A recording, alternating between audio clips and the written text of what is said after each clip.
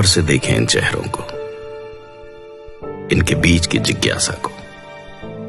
दुनिया में कहीं भी, चाहे कोई भी प्राकृतिक आपदा हो या इंसानी शरारत, ये पहुंच ही जाते हैं और घर पर कहकर आते हैं कि इंतजार ना करना।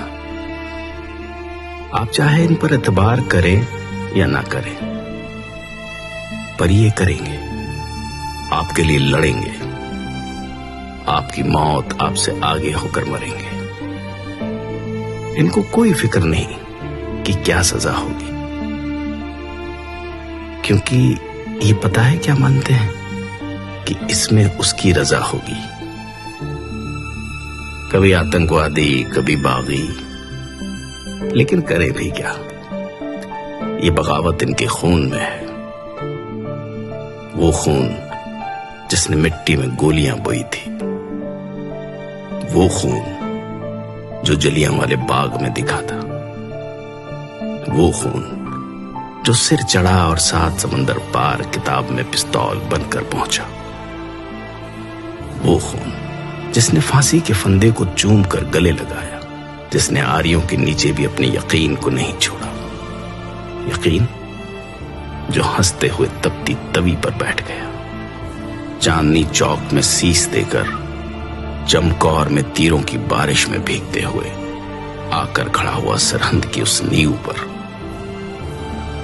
जिस पे उभरा इंसानियत का महल। आइए जरा देखें तो सही, ये जो बीते कुछ समय से सड़कों पर घूम रहे हैं, ये असल में हैं कौन?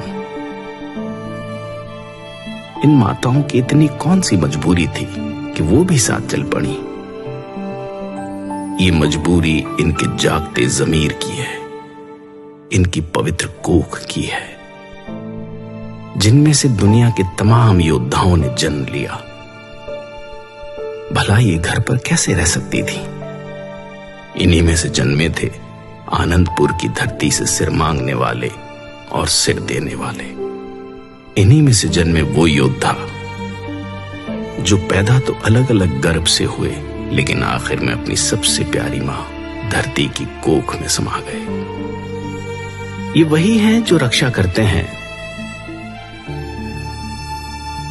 चाहे अधिकारों की हो या सरहदों की। दोनों तरफ एक ही पिता के बेटे हैं, दोनों अपने अपने फर्ज निभा रहे हैं। अगर कुछ बीच में है तो बुरी सोच की सरकारों के बैरिकेड्स। इनका इतिहास पढ़ने पर पता चलता है कि पहली बार बागी नहीं हुए। जब जब हक और सच के लिए आवाज उठाने की जरूरत पड़ी,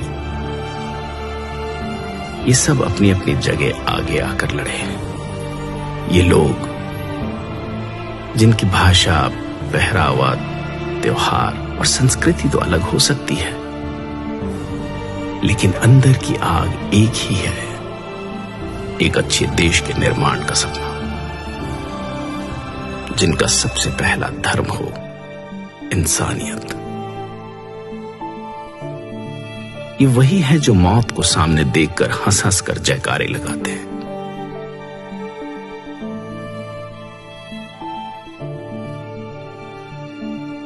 गोरे तो इस देश से चले गए, लेकिन अपनी सोच इन कुर्सियों के आसपास ही कहीं छोड़ गए। जिन पर बैठने वाले चेहरे तो बदलते हैं, लेकिन लोगों को बांटकर राज करने की बुरी नीयत नहीं बदलती। लेकिन ये कैसे लोग हैं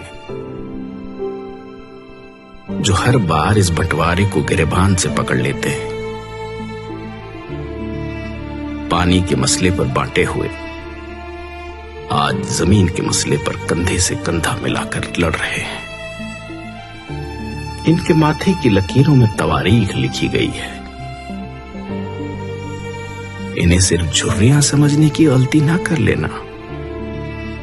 इन आंखों ने अपने हाथों से तैयार कर बेटों को मौत की बारात भेजा है। वो आंखें जिन्होंने आजादी के सपने देखे, जो दंग रह गई जब शीशम की चमकदार कुर्सियों पर बैठे मखमल के कुर्तों ने आजादी के नाम उजड़ जाने का शाही फरमान जारी कर दिया। सिर्फ हाथ बदले हैं, हथियार आज भी वही है, चोटें आज भी वही है। लेकिन इन भले मानसों ने उजड़कर भी पता है क्या कहा? नानक नाम चढ़दी कला, तेरे भाने सरबत का भला। आप रूप अमीक अन उस्तते बरकातोत गर्भगन सरपंजन आप रूपतोत भगेना भगनात्म। ईश्वर की रजा को सबसे ज्यादा मानने वाले किसान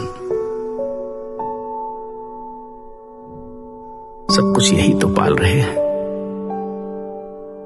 इन फसलों को, तुम्हारी नस्लों को, गरीबी से मर रहे आम इंसान को, भ्रष्टाचार से बड़े हुए पेट को, ईमान को, बेईमान को, इंसान को, शैतान को, बेजुबान को, हिंदू, सिख, ईसाई, मुसलमान को, सबको यही तो पाल रहे हैं।